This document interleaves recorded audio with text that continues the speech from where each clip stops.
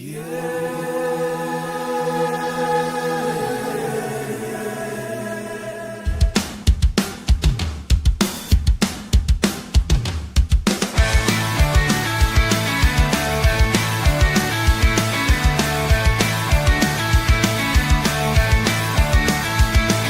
the summer solstice starts and we're sitting on a beach or fishing at the lake or just taking a break, the countdown clocks have started, fight songs pass the time.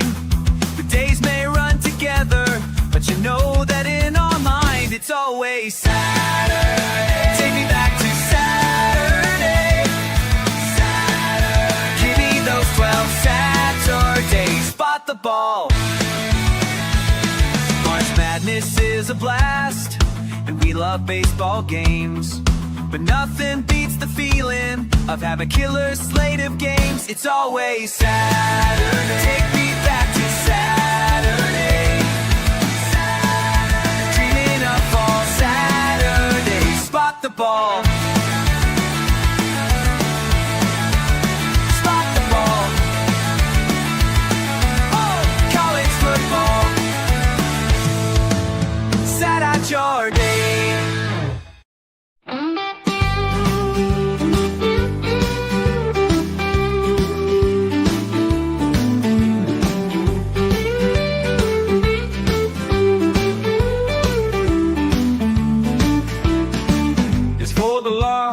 For the small, lay a big hit and pass a kickball. This game is for us all.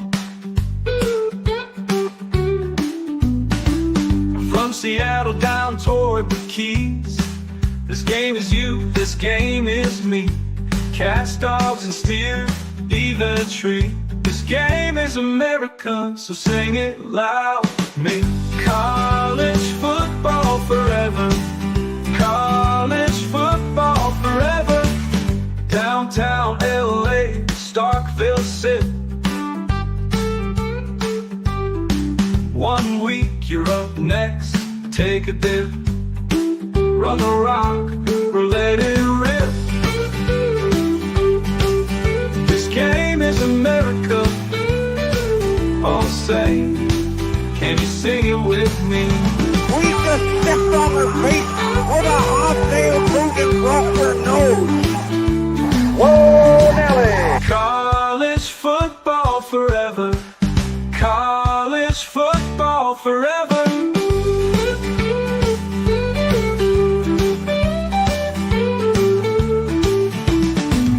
College football forever. College football forever.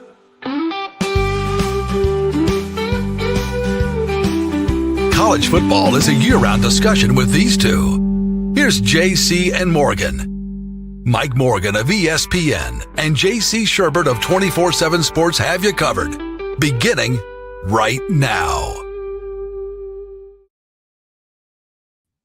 Good morning if you're watching us and listening to us live. Good afternoon, good evening, whenever you might be listening or watching us later on in the day, the week, whatever the case may be. It is JC and Morgan, nearing career episode number 300, if I'm not mistaken. I'll do the math a little bit later on. Mad Dog, keep me straight on that. I think we're really close to 300.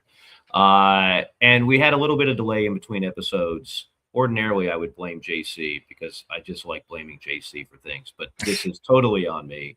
My basketball schedule has been nuts, combined with ESPN games and national radio for Elite Media, which has been great. But it's kept me from kind of a regular schedule on JC and Morgan. We'll get back to that, and we'll also get back to a parade of guests. First one will be next week with Chuck Oliver, who just came out with his quarterback rankings in the SEC. I think I've seen 3 or 4 of those lists now.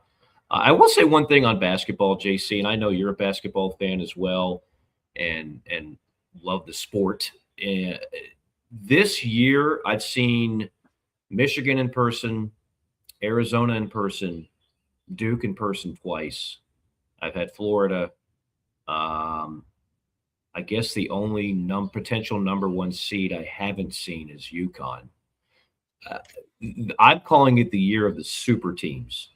I'm not saying that there won't be upsets. I'm just saying those teams at the top are super teams. They are ridiculously loaded. And what, again, the ever changing dynamics of the portal, what those programs have been able to do is backfill any gaps with guys that graduated or what have you with immediate productivity in the portal. And they're not like your average program that has to roll the dice and take a chance on a guy in the portal who may or may not be good. No, they just get freaking ballers. And then they add that to blue chip All American recruits. And they have ridiculous coach. Watch John Shire. For those that really love the game of basketball, watch the way they play the game, and you'll know what a really well coached basketball team looks like. Watch what Coach May does at Michigan compared to what they were doing with Juwan Howard, which is picking fights in the layup in the handshake lines. Watch what they do and the stuff that they run. If you really appreciate the game, you appreciate well-coached teams, not just really talented. Well, watch Todd Golden of Florida. These are it's a super conglomeration of talent, experience, not one of these Cal teams with a bunch of 19-year-olds that are all 5 stars and then get worked over in March. Talent, experience, and elite coaching. And I don't see many teams being capable of playing with those teams. I could be wrong, but I'm just telling you right now, this is the year of the super team. I can't recall a time I've seen that many teams, because we're talking about 4, maybe 5, that are so friggin' elite. The first few rounds might be a little boring, quite honestly. The final 4 has a chance to be historically good. That's my one basketball note for the show. We got a lot of football notes to get to. JC, I'd be remiss if I didn't start with someone you and I know and covered. In the passing of Lou Holtz. I had that picture behind me. This got a lot of traction on social media, quite more than I thought it would, actually. You look young. Yes. Like baby-faced. You know, I was on with a sports talk show host, and I thought of you because he made this analogy. First off, if the fashion police are watching, I will pay my fine and settle out of court, because that is an awful, awful look. But that is in the year 2000. Gosh, I can't believe it was a quarter century ago. But I am in my early to mid 20s. Yeah, mid 20s. You look like a young Bono there. Well, the guy said on the show yesterday, he goes, "You look like Charlie Sheen," and you've made that reference once or twice before. And all I can say is, having watched a lot of Charlie Sheen documentaries lately, or interviews lately, because he was talking about his documentary, I can't help it. I'm fascinated by the guy. He's lived a lot more exciting life than I have. Yeah. His wit, though, like how he kind of talks. He's got like the sense of humor and with certain characters he's played and stuff. Like that's you got some similarities there too. Yeah, I'll go with that. Yeah, no. Funny, the way he's a brilliant guy, and he's just likable. Like, he is all about talking about all his flaws. We don't have enough time in this program to talk about mine, but he'll go and he'll just sit there and talk about every single mistake he's made, and he's made plenty. But I find him fascinating, and he's a terrific actor, and so many great roles: Wall Street, Platoon, Major League, et cetera, et cetera. At 2.5 Men, like, that show is nothing without him. But anyway, the guy on the left of that picture, of course, is Lou Holtz. And I mentioned it, and I had to jog my memory a little bit. That show that we did, it's the afternoon show in Columbia. We didn't have a producer. We didn't have a Mad Dog. We didn't have a Phil Molinax to say, "Hey, can you give Chuck Oliver a call and make sure he's good to be on at 9:30?"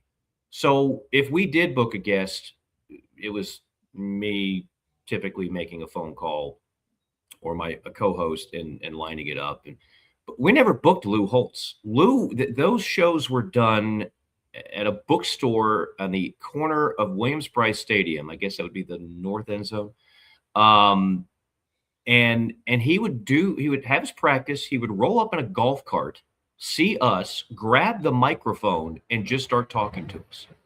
And he did that every week, unsolicited, and loved every minute of it. And then, of course, customers started huddling up around and listening and hanging on every word. And that was the year that they went from he led South Carolina from 21 losses in a row to a successful season, an Outback Bowl win. Back when the Outback Bowl meant something. Won an extra game the following year and won another Outback Bowl before things went a little bit sideways. But I got to know Lou as much as you could know Lou without like being a golfing partner of his. Fascinating guy. I was thinking about this, how fortunate I have been to cover Lou Holtz and Steve Spurrier, two of the most fascinating human beings and, I mean, game-changing Hall of Fame coaches, right? Mm-hmm. And we don't have guys like that anymore. And this is not a knock on the great coaches of today. Like Cignetti's entertaining in his own way. He's quirky. Kirby's smart. There's not much there. I mean, I've major respect for what Kirby's done. Nick was entertaining in his own way, kind of grouchy, what have you. We don't have the dynamic personalities of Lou Holtz, Steve Spurrier anymore. And I know I sound a little bit like get off my lawn guy when I say that. It's not that. I have nothing against the current coaches. It's more of sometimes it takes time and the passing of somebody like a Lou Holtz to really appreciate how unique he was. The bio speaks for itself. I mean, he took over 6 programs that were struggling, took them all to bowl games. Again, when bowl games meant something. His crown jewel, of course, was Notre Dame. He won a national title there in '88. They haven't won one since. Should have won one in '93. If we had a playoff, like even a 14 playoff, Notre Dame would have been in and probably would have won. They beat Florida State that season. And then they wound up losing to Boston College on a last-second field goal. That knocked them out, paved the way for Charlie Ward and company to win it in '93. But a legendary coach, a extremely captivating human being. At 89, he lived a full life. And so just, again, I say RIP, but I also say what an honor to have been able to cover him, JC. Absolutely. What a life he lived. Always growing up familiar with Lou Holtz because when I was a kid, Tony Rice was from Woodruff, South Carolina, which is probably about 10 minutes from the Sherbert homestead when I was in high school, and Spartanburg County, same county I'm from, and so we watched those teams, my dad and I, and he always talked about Lou, and I was kind of beside myself when he went to South Carolina, to be honest with you. I think everybody affiliated with that program was, but great motivational speaker, a tough, hard-nosed coach too. People don't realize this. If you've ever heard about or participated in or talked to someone who's participated in one of his practices, you'd know that he wasn't quite like split personality like the Reeve from the movie Nothing But Trouble, and I know you haven't seen it, but it's Dan Aykroyd character where he was just like John Candy. I don't think he had any line. No, he played one character that didn't have any lines, and played another that did. Not a fiver or a dimer for me. Yeah, Aykroyd played about 3 different parts. Chevy Chase was in it. Demi Moore was in it. Yeah, I remember. It's Digital Underground had the theme song. Yes, your song all around the world, the same all around song. The world. Yeah, your group there. My man. See what he wasn't quite like that, but he was a disciplinarian of a coach, and that's why he won and all that. But just the life he lived, the journey from. And not many people know this either. Like he kind of set out his journey when he was at South Carolina in the 60s. He was a young assistant coach. Had gotten hired by a guy named Marvin Bass there, who coached Dan Reeves at South Carolina. Marvin Bass leaves and takes a job in the CFL. I think they forced him out, and they hired Paul Dietzel, who won a national championship at LSU, and Lou stayed on for 2 years there. And while he was there, it was up in the air because he'd just gotten hired. And Bass leaves, and he was out of a job until Dietzel hired him back. So that's where he made his list of goals. I want to be on the Johnny Carson show. I want to do this. All these goals. And he's talked about this before, right there in Columbia, South Carolina. So, and then Woody Hayes hired him as an assistant at Ohio State in 68. And then right after that, he got the William and Mary job. And then he's still, the winning percentage wise, the winningest coach in NC State football history. He was 719 winning percentage with the Wolfpack. Dave Doran, of course, is the leader in wins. Lou had 33 wins, 12 losses, and 2 ties. Dave's got 165 wins, and I think he may have 100 losses here pretty soon. I think he's 85, in fairness to Dave Doran. But so NC State hadn't had success. Like, won an ACC title. He's only there 4 years. Takes the job with the Jets, pulls a Bobby Petrino, resigns before the season, and then just like Bobby Petrino, goes to where? The University of Arkansas. And takes the Arkansas job that Jimmy Johnson desperately wanted. Yes, and took that, replaced Frank Broyles. So he's the guy that replaced the guy. That's always tough. Went 60-21-2. Arkansas was up then, Southwest Conference, all that. Legendary win in the Orange Bowl. Hard working for Frank Broyles, from what the reports say. And I think President Clinton was actually the governor of Arkansas at the time. So he takes Minnesota, gets them to a bowl in year 2, and Notre Dame comes calling. And that was his dream job. Goes there, stayed out, did TV with our friend Tim Brando at CBS for 2 years, and took South Carolina, and really is responsible for starting the elevation of that program, which, I know, they didn't become a powerhouse, but if you were around in the 90s before he got there, that's basically Kentucky and Vandy, and then South Carolina was a little better. That was about it. Maybe they beat a Mississippi school every now and then, pull an upset every now and then. But I think with that final job, he kind of allowed everybody with the Gamecocks to believe there was a chance, like he always did. And then he did TV for years, and those segments with Mark May, people still miss those. I mean, sure, they were kind of a little staged and corny and emotional at times, but that's one of those things that I personally would look at and go, that's not going to work. But if you talk to college football fans, it was beloved, like the judge segment at the end and stuff. Because I'm more of a meat and potatoes, just tell me about ball and let's watch highlights and break it down guy. Don't stage. So I don't care about your acting job. I mean, I don't want to play. But I'm in the minority. People loved that with Mark May and Lou Holtz, and it was outstanding TV. So anyway, rest in power, Lou Holtz. What a life. Prayers to his family with this loss. There's a South Bend, Indiana, about 2 hours from me. There's a memorial service Sunday night. And he'll be laid to rest in South Bend next to his beloved wife who passed away a few years ago. So a legendary coach in our game. You mentioned the personalities. We've now lost Mike Leach and Lou Holtz. And there'll be more. And you're right. The game does need more personalities. I think with the way the sports in college are going now, though, it's kind of dampened the sparkle of some guys that can possibly be that these days. Yeah. There's a lot of ways to frame top coaches for this, top coaches for that. I think most people by now agree Nick Saban is the GOAT. I don't see somebody touching what he did at Alabama. And, oh, by the way, he did it at LSU too. I will say this. If I have an undermanned team and I'm going into a big game and I need one coach for that one game, I'm not sure I wouldn't take Lou Holtz over anybody. I'm not sure I wouldn't take Lou Holtz over anybody. He was a master motivator. He loved that underdog role. Other than Notre Dame, those were not premier jobs. There's a great clip of when he's the coach at Arkansas, they had to suspend 3 of their best players before an Orange Bowl game, and they went in there and won it anyway. And they were a heavy underdog. Oklahoma was number 2 in the country. Right. Oklahoma, Barry Switzer, they beat the snot out of 31-6. That was one of his finest moments. One of his finest moments by far. I think I sent the clip to you, and we had a little group chat going with somebody who played for Lou, and I just kind of stumbled upon that. That was in the Orange Bowl.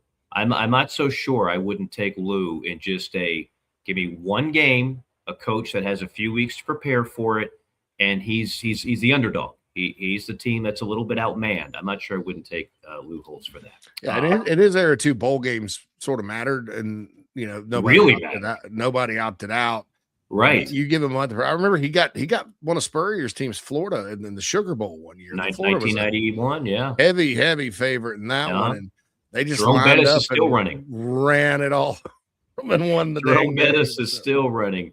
Yeah. And he was old school in that, you can't work kids like you could back then. It was 2-a-days. It was blocking and tackling drills till you had nothing left to give. That's just the way he ran his operation, and you were never going to out-physical, out-tough a Lou Holtz coach team. That was his signature. Was an assistant under Woody Hayes before he got his first break at William & Mary as a head coach. Took them to a Tangerine Bowl, I believe. That was before classification. So William & Mary was in the same group as every other team that put on pads. You didn't have 1AA. You just had football. You either played or you didn't. Anyway, RIP to Lou Holtz. I've gotten to know his son Skip very well over the years. Already passed along some condolences to him. Got a lot of things to get to. The JC5 is coming up. I have no idea what it's going to be. That's always exciting for me. Some quarterback rankings are out there. We're getting into talking season, and we will get into guest season here on this program. I mentioned Chuck Oliver, Tim Brando, who, as you mentioned, worked with Lou, will join us. He's a regular. Tom Luganbill. We'll probably have Josh Pate on, who's been in the news because of an interview as much as anything else. We'll get to all those things. But a quick timeout. Again, we are powered by Advocare, advocare.com.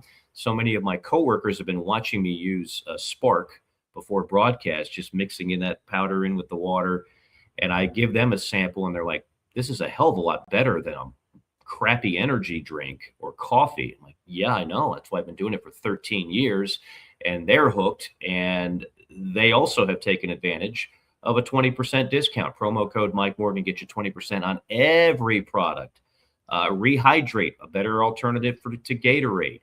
You've got creatine if you want to bulk up, Gainsborough, without having to deal with Meathead Mickey over at the GNC. Products that'll help you sleep. Beauty products. Collagen. If you want healthy skin, nails, and lips, JC, impress Nat with your newfound metrosexual advances. And I mean that in a good way. All those things can be taken advantage of at advocare.com. Again, promo code Mike Morgan gets you 20% off. Also brought to you by nestandwild.com. Not just the most comfortable mattress in the world. Now they got the most comfortable sheets. Check them out, nestandwild.com. Quick timeout, JC5 on the other side. Welcome to Palm Casual Patio Furniture. Because we are the factory, Palm Casual has the ability to offer the highest quality outdoor furniture paired with world-class service. Since 1979, our factory showrooms have done our best to make the buying process as easy as possible for our customers. Our understanding of the many factors that go into your decision has helped us create our 30-day trial period that increases the level of comfort our customers feel during the shopping experience. Visit us in Somerville, Mount Pleasant, Myrtle Beach, and Bluffton, and online at palmcasual.com for our products and out-of-state locations. Go Gamecocks! Hey folks, want to tell you about our friends at Titan Construction Group really quick. They're a mid-Atlantic based general contractor, specializes in retail, restaurant, and office construction. TCG strives to separate itself from other general contractors by adding value every step of the process.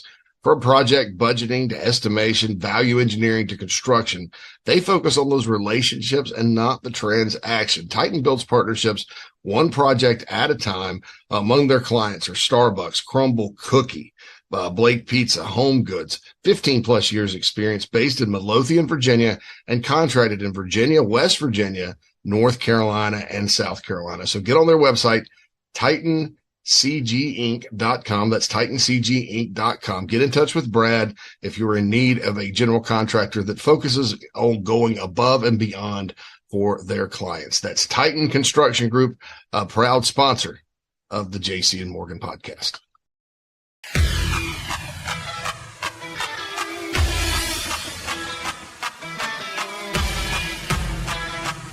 We're passionate about making sure that the Nest and Wild mattress is the best it can be. Made well and made right. Right here in Tupelo, Mississippi. So how can we do all that? Work. Hard work. And that means something. The Nest and Wild mattress is a movement. It's a pride in where you come from and where you're going. So get comfortable, because this movement is just beginning.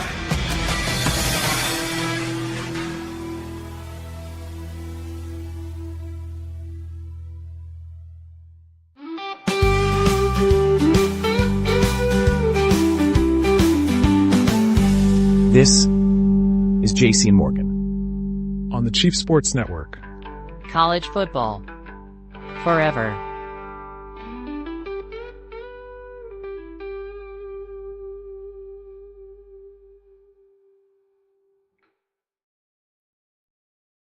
That overly dramatic guitar riff could only mean one thing. We are diving into segment 2, and we are diving into the JC5. It's time for the top topics in the sport. We bring the JC5. Number 1. We are muted on the JC5. I cannot believe I did that. I haven't. You know what? I used to do that frequently. Leave me Not myself anymore. on mute, and I've been excellent with it, and I screwed it up today. But you know what? It's episode 299. We have official confirmation from Phil. Yeah. I'll bet you come 300, you never do it again. All right, they First 299 are on the house, Yeah. but 300 and above, you'll never have that happen again. One of the other shows I'm on, show 800 today. It's daily though. Wow.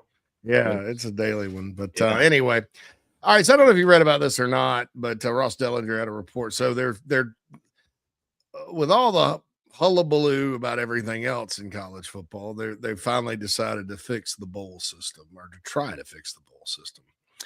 And I know bowls aren't the most sexy thing to talk about, but fans still love them. Some of the Power 5 matchups and bowl games this past year outdrew the Western Conference Finals in the NBA, viewership wise, ratings wise, and we know that drives it. So what one of the plans is, and I've been kind of saying this, I want to get your thoughts on if you were going to just blanket fix the bowl, like if you had your ideas to how to fix it, and a lot depends. If you go to a 2014 playoff, maybe it's something else. But let's just stay with the 12-16 team playoff. And so one of the plans is eliminate the conference tie-ins and just have 5, like a 10 bowl collection, like that'd be 20 teams that just slot teams in different parts of different bowls around the country, power versus power conferences. I like that idea, but there's more than one way to do things, Mike. And I think you would agree they're probably not going anywhere, or there's got to be, because they want programming. And so explain the programming part of it to our audience. And then if it were up to Michael Morgan, how would you, what's your ideal structure for bowls? Well, first off, I would start with the calendar is off on college football in general. I predict week 0 will be the new week 1 pretty soon. We only have 13 weeks this year in college football instead of the 14 we had last year. That's sad to me. Why are we missing out on a week of college football? We don't need to be missing. If anything, we want more weeks. We don't want fewer weeks.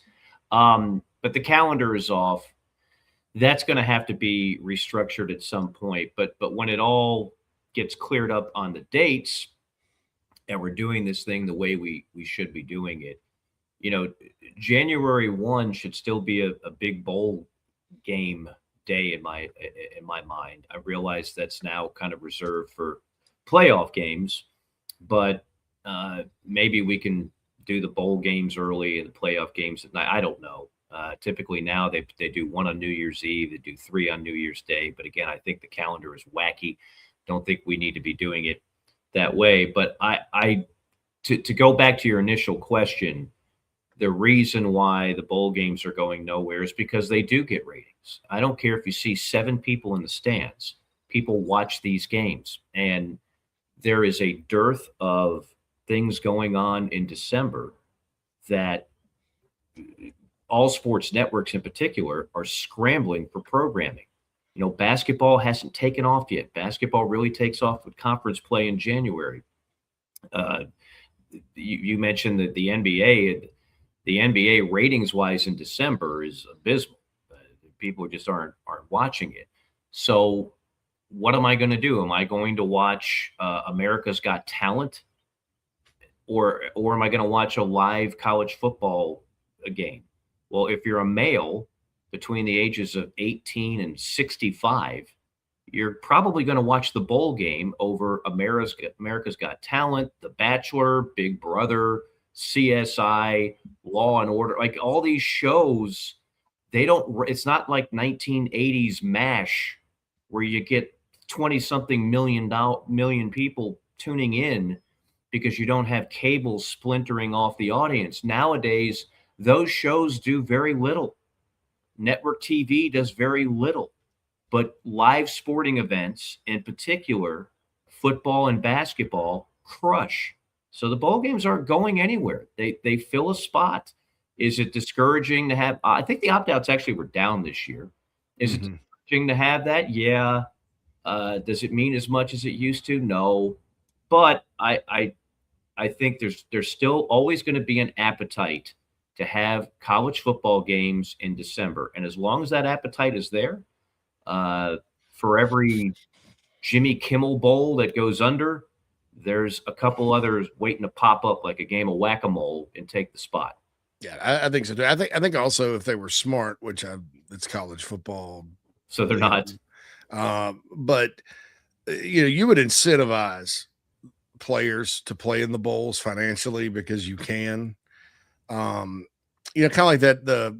I think a good thing to take the place of the NIT in basketball would be that NIL tournament deal they do during the regular season that Fox put together, or whoever put it together. But bowls pay out. You get paid to go to a bowl.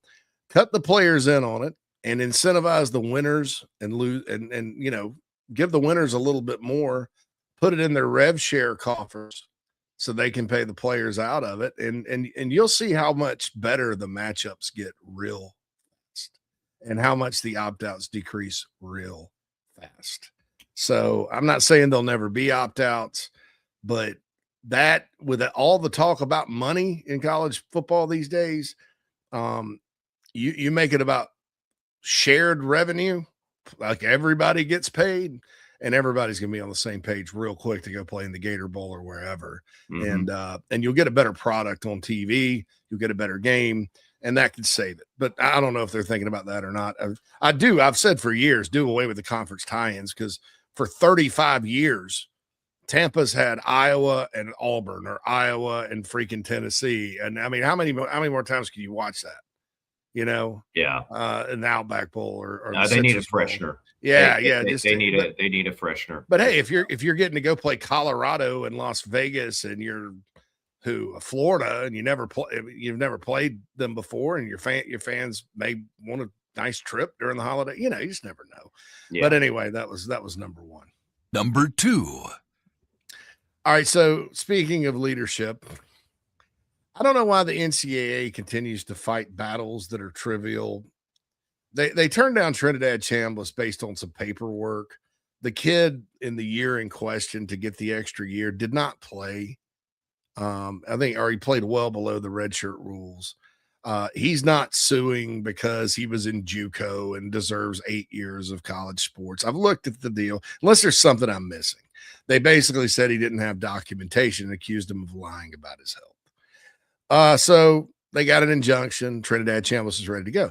The NCAA is fighting this. They're appealing to the Mississippi Supreme Court.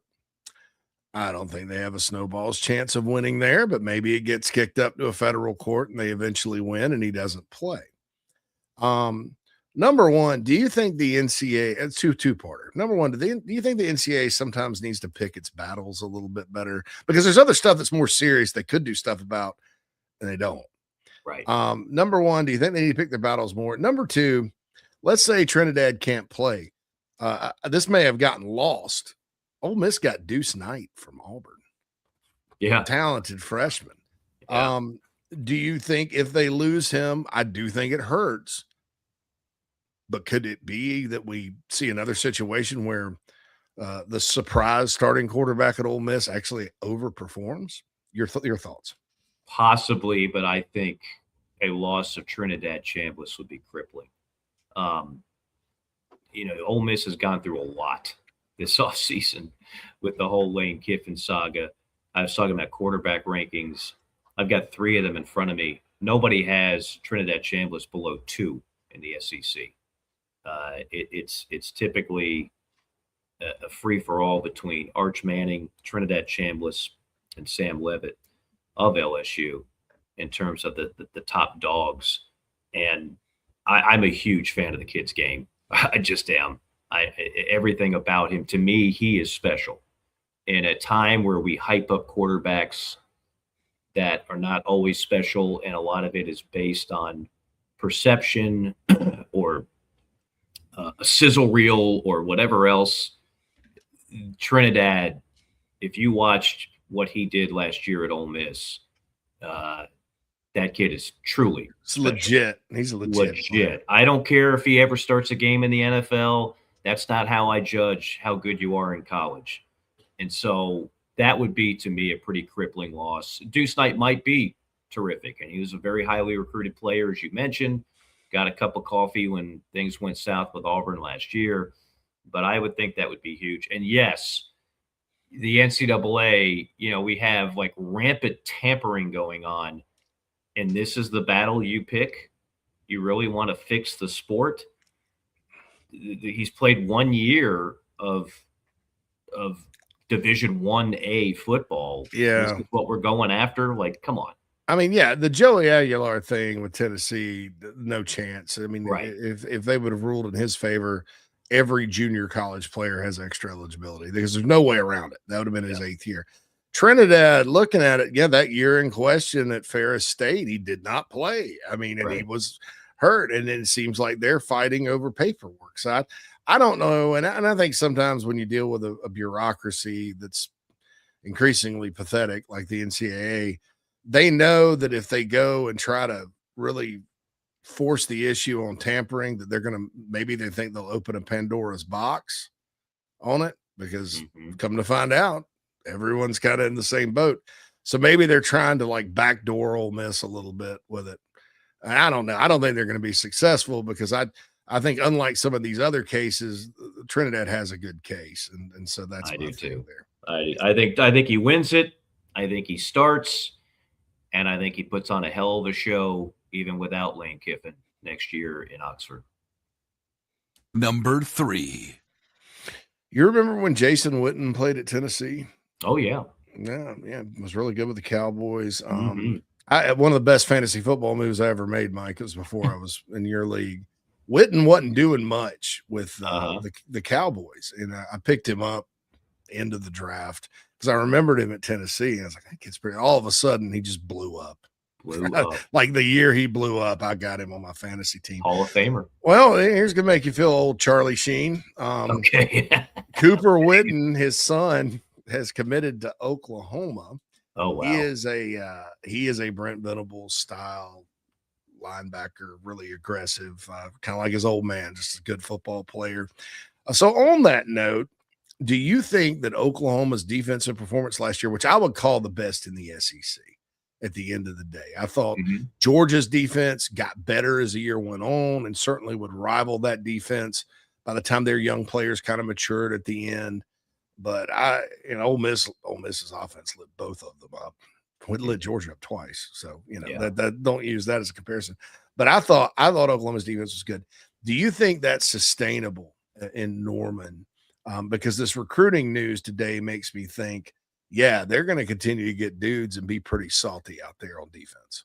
I agree, and I think it is. I think Oklahoma will be one of those, kind of like we historically did with Alabama and LSU, and more recently Georgia, where you just went into the season expecting them to be top 5, bare minimum. That top 5, like that's like the baseline, and very often competing for the number 1 defense in the SEC. And so, I look, there were a lot of people that wanted to fire Venables really early on. That was a head scratcher to me. Um, I think people have learned Lincoln Riley, not such a genius. And I think people have also learned, if they hadn't known already, Oklahoma was going to take a little bit of a step backwards in terms of record in the SEC. So all that happened simultaneously. And meanwhile, Venables is out there and he didn't inherit much. Remember, when Lincoln took that job, he took Caleb Williams with him and a number of other key players with him. So it was almost like a rebuild. And so the record was not going to be shiny. I think Venables overall is a good coach and is the right guy for the job. And I think Oklahoma will reap the benefits of not listening to some of the message boards out there and retaining him and letting him build a foundation for what he knows best, which is defense. And yes, I think they're going to be perpetually good, if not great, in the league.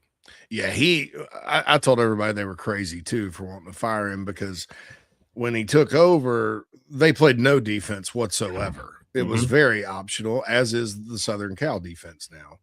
Well, go figure, right? And in the Big 12, you can, I mean, I looked up I was doing some research on TCU early this morning and looked up when they played Oklahoma the last year that Oklahoma was in the Big 12. OU beat them 69-45. Like it was nothing, And when Brent got there, I saw him recruit and I started seeing, stud defender, stud. So he was building that, they weren't going to get there overnight. You had to really, but this past year and then the year before, they really, in the first year in the SEC, they were very competitive and actually quite good on defense. Elite last year. I'm with you. I think it continues. And I think that's the hard part. Oklahoma on offense, Mike, you can walk by the stadium and how many recent Heisman Trophy statues do you see at quarterback at Oklahoma? Yeah. The defense had just gone south, even under Bob Stoops. It was because of the league they were in. So I think he solved the hard part, and I have high expectations for the Oklahoma defense again. I can't wait to see Cooper Witten, Jason Witten's son, play in that system. And yes, I do feel old now that you brought that's his son. Very old. But this is happening more and more where I'm calling a game and I'm looking over the depth chart and I'm like, no, that is the son of the guy that I called 20 years ago. That's happening more and more here lately. It's a little bit scary. Number 4. Okay, so I keep seeing last week last episode we trashed Brendan Sorsby that's going to Texas Tech, transfer quarterback. This week we're gonna trash the Indiana quarterback. I'm just kidding. All right, so Josh Hoover was at TCU last year, very accurate passer. TCU ran it through it. He wasn't really a dual threat quarterback in that system. I don't think you have to be a dual threat to run what Indiana's running. I think you just got to do your job and it takes care of itself, and you got to be accurate.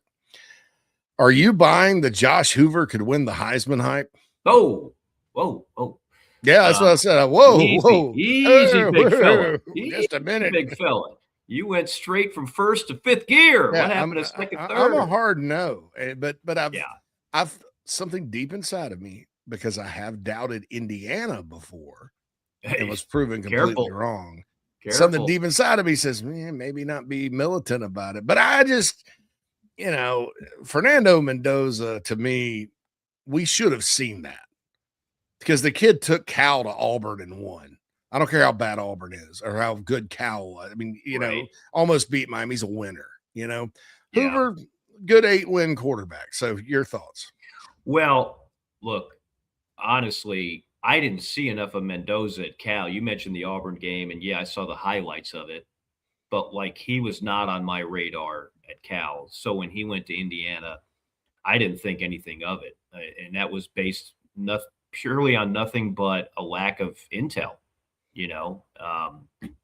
Hoover I've seen more of, but you know how I feel about accuracy.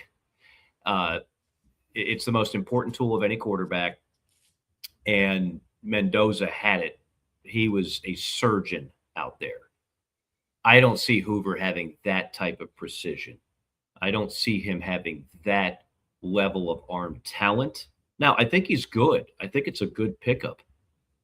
And to your point, Indiana has such a foundation that is so good right now under Signetti that he doesn't have to be a Heisman Trophy winner to win a lot of games in Bloomington this year.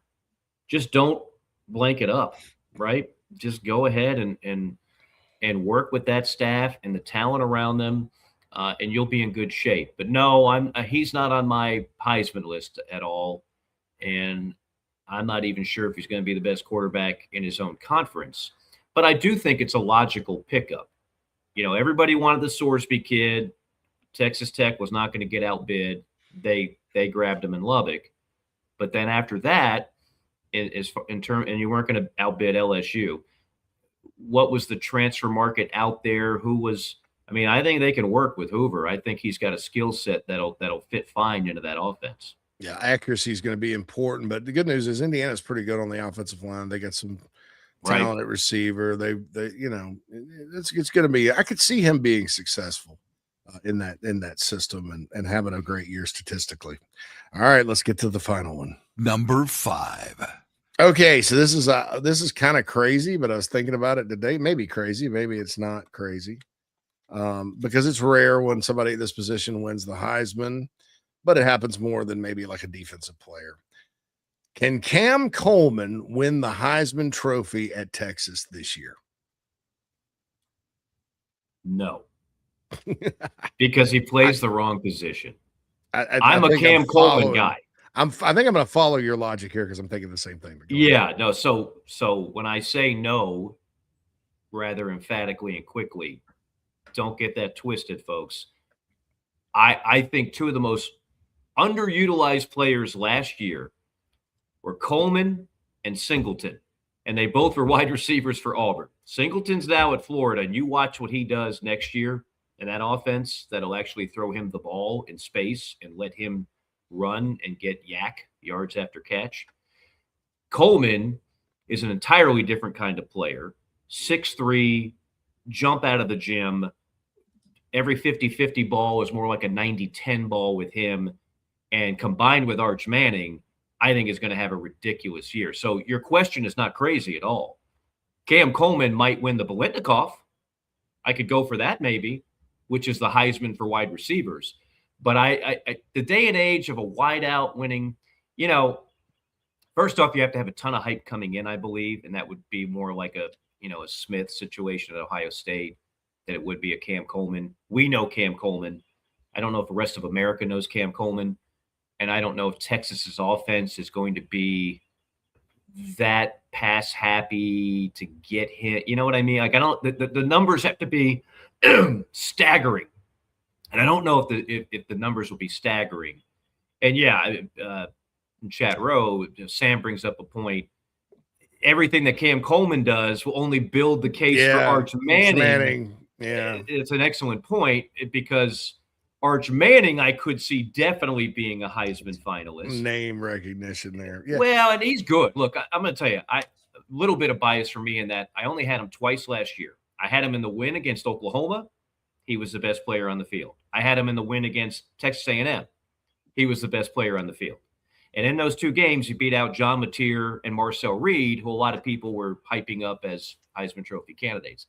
Arch Manning, for those that want to think he's just a flop and he's overrated, tell me that in November of 2026, and I might have something to buy you because I don't think he's going to be labeled overrated next year.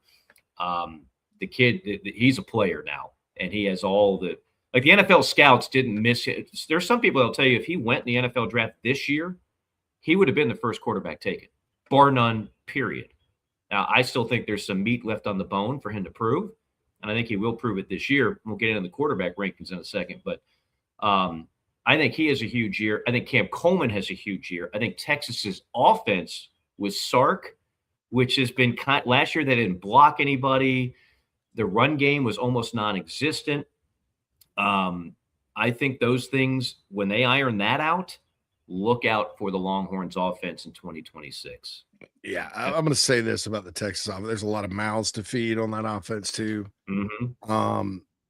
You've got Ryan Wingo, who's an excellent receiver, who's back. with Cam Coleman. Then they got Hollywood Smothers and Raleek. They said, we're not going to be average at running back at Texas, So they went and got Raleek Brown, Hollywood Smothers. And then this kid they signed out of Miami, Derek Cooper, is a stud freshman. So they're loaded at running back. You got to fix your offensive line. But I'll point this out, though. The last wide receiver to win the Heisman Trophy, if I'm not mistaken, who was the play caller? Steve Sarkisian. Steve Sarkisian. Devontae Smith was interesting. His first moment in the spotlight was the winning touchdown pass as a true freshman in the national championship game against Georgia. That was Smith. Did you know that? I did not know that. Yeah, he caught that pass from Tua, freshman to freshman. Freshman to freshman. Yeah. Okay. Best game I've ever seen him. Best game I've ever seen in my life, ever in person. I was there. You were there too. I was there. Yeah. I think I texted you because I was up in the nosebleed. Yeah, I was thinking national championship game. I thought you were talking when they met in the title game. Yeah, it was the title game in 2018. No, I wasn't at the title game. I was at the SEC championship. We're talking SEC. Okay, we're talking about two different games. I meant to say national championship game. Okay, the Tua pass in overtime game. Yes. That was okay. Yeah. We're on the same page. Maybe it wasn't you I texted. Maybe somebody else. But anyway, yeah, they won that game, and that was Smith. And we don't even think about that. Everybody calls it Tua's pass. Right. Because he was that was a freshman that called it too. Yeah. From the state of Louisiana. But I think with regards to I think the logical choice if Texas has a great offense, like personnel wise they should. The logical choice there is Manning, because he's I think for them to be hugely successful, you got to distribute the ball to all these guys. And so it's going to take away from the stats. But I just thought that was a fun little exercise. It is a fun exercise. Yeah, no, as the JC5 always is. Oh yeah. So anyway. I might add.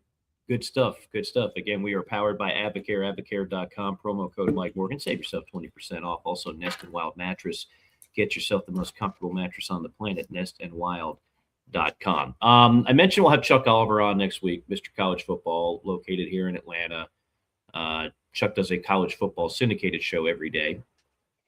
And we've had him on, but it's been a couple years. So we need to get him back on. What made me think of Chuck is I'm starting to just kind of look at the rankings on certain things. And yes, they mean nothing. How little do they mean? Let me take you back to last year at this point. In no particular order, these were the top four quarterbacks on most everybody's board from the SEC. DJ Lagway, Lenore Sellers, Garrett Nussmeier, and Arch Manning. None of them lived up to the hype. Arch, as I mentioned, had his moments and certainly ended on a good note and has everybody excited this year. Nussmeier was dinged up, but even when he was out there, did not play particularly well. He went from a guy that could have been the number one overall pick, and he's not going first round come April in the NFL draft. Lenore Sellers, bad offensive line, no fit with Shula, but clearly regressed overall. But DJ Lagway was just horrifically bad, and he's no longer in Gainesville. They basically said, hey, go ahead and find somewhere else to play. Can I interject one thing? Please. And you can keep going.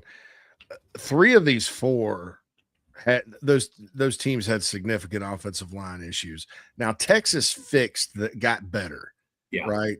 But early on, you remember the Florida game, they couldn't block. I mean, correct. He was running for his life. We know Sellers was running for his life. Nussmeier, like they lost all those good players and they didn't replace them with poo. Right. He was running for his life. The one that didn't have an excuse in that department, though, was DJ Lagway. And you kind of wonder. Florida was supposed to have one of the best offensive lines in the SEC. Yeah. No, he was just throwing the ball into triple coverage. He was overweight. He didn't work out. It was a recipe on how to fall from grace. And you're right. There's mitigating factors for all the other guys. But for my money, they all regressed in their own way. Absolutely. And if you're going to be a top pick in the NFL, be prepared to play for a team that doesn't have a great offensive line, that doesn't have great weapons around you, that has a coach that's on the hot seat, and you have to be better than all that. Yeah. Except Arch got better. Arch did not. at the beginning regressed relative to the hype. Yes. Like everybody, he struggled early, like most young quarterbacks, folks. Right. Starter, but he did put it together, I thought. He put it together. He realized, like, I don't have 3-4 seconds every snap. I don't have an offensive line that blocks. I don't have a running game, which is still hard for us to compute, right? Texas didn't have a running game. It's like us saying Georgia struggled running. Georgia didn't have a great running game. These are programs we're just assuming are going to have a great running game every year. They did not, for whatever reason. So here are the names in no particular order that are on everybody's top 3. I'm looking at a CBS poll. I'm looking at an Athlon poll, and I'm looking at Chuck's poll. These particular 3 are in the top 3 of all 3 of them. Trinidad Chambliss, Arch Manning, and Sam Levitt. I realize Sam Levitt for a lot of people is the head scratcher. Like, I don't know much about this Sam Levitt guy. He's good. He's a good player who played for a less than good Arizona State team that will have a chance to shine in an LSU offense that spent I don't know, $2.2 billion in NIL in the offseason. I lost count, JC. $1 billion. $1 billion. So then in the next tier, you've got a combination of these guys: Gunnar Stockton, Lenora Sellers, John Mateer. That's pretty consensus on the tier 2. Some people, Mateer's all over the map, but most have him in the top 5. Yeah, he got or 6. He broke his hand. Right, I know. People just jumped off that bandwagon quick. And I'm gonna be honest, Oklahoma sort of fixed their offensive line issues, but they were not good up front again last year either. Right, very true. I mean, he didn't have much time, so I'm gonna cut him some slack. Now I never was a believer. I mean, I thought, well, they only scored 38 points against Illinois State. Right. That's my wife's album. I had no idea Illinois State was going to play for a national championship at the time. And then 24 against Michigan, did some good things, but the protection. But yeah, I'd cut him some slack. I think he'll have a pretty good year. Next tier, Marcel Reed, who went from Heisman hopeful, and then the Texas game happened, and it was just like everybody. And Miami too. And Miami, correct. Yeah. And they jumped off the Marcel Reed bandwagon real quick. But he's still a good college player. Mm-hmm. Austin Simmons, remember, he's Missouri now. Yeah. Austin Mack. Remember, a year ago, nobody had Ty Simpson in like the top 7, 8. He's going to be a first-round pick in a couple, well, not even a couple months, a month and a half. I don't know much about Austin. What do you know about Austin Mack? I don't know much. He's kind of the other guy that came in. He's West Coast. Keelan Russell's the other competitor. And some people have Keelan starting, so let me point that out too. I don't know which one. I mean, Keelan's a great runner and he has a live arm, but DeBoer and that offense, it's a passing offense, and so a guy like Ty Simpson or Michael Penix that is accurate and can make plays downfield, that's what they prefer. So I'd have to look into Mack and his arm and all that. But yeah, I'd probably have those 2 down there too, but to start with. And again, this is just tier 3. It's not the bottom. I'm going to get to the bottom tier in a second, but Reed, Simmons, either Mack or Russell, and then Aaron Philo is hovering around that tier as well, the transfer from Georgia Tech to Florida. And then the bottom tier, Camario Taylor, Mississippi State, Jared Curtis, Vandy, Kenny Minchie, Kentucky, KJ Jackson, Arkansas, and Tennessee did everything they could to get another year out of Aguilar, but it's going to be George McIntyre. So that's kind of what you're looking at if you were to break it down in tiers. Just a consensus of the 3 that I've looked at so far. There'll be 100 more of them, but never too early to start talking SEC quarterback play. Yeah. George McIntyre was a 5-star quarterback. Well, so was I think Jared Curtis. Mike McIntyre. Yeah, Jared's a true freshman. George is a redshirt freshman. We've seen redshirt freshmen that are talented do well. And Yeah, no doubt. And they've got well, did they lose their big guy from Tulane? They've got good talent at receiver at Tennessee. I don't know. Yeah, I mean, somebody's got to be 16th, right? Somebody's got to be 16th. There's no there's not a bum, quote unquote, on this list. I don't know much about KJ Jackson. I think Kamario Taylor with some polish can be a really good player for Mississippi State. I like when he played last year. He competed really hard. I watched the Egg Bowl, most of it, and they just weren't good enough to win that game. But Kenny Minchie of Kentucky nearly beat out C.J. Carr for the. I was way up in that, more up in there than Notre Dame thought it would be. Right. A lot of people have Kentucky as a sleeper. I'm not quite buying it. I think that's a massive shift in philosophy, and but he's somebody good. From that, if history, and I'm talking recent history, not like 1988 history, someone from that bottom tier is going to be in the top tier by the end of the year, and someone from that top tier is going to be closer to the bottom. It could be completely reversed. It could be completely reversed. I mean, and that's what we had this past year. 2025 was the bizarro world SEC quarterback, where everybody that got the most hype was a disappointment, and everybody that you kind of poo-pooed, many of those guys. I mean, a lot of it was like Diego Pavia. Is he really that good? Well, he was. No matter what you think of him, he finished second in the Heisman for a reason. I don't care if he's 5'2". He was a great college quarterback for that system. Gunnar Stockton. A lot of people didn't think he was worth anything.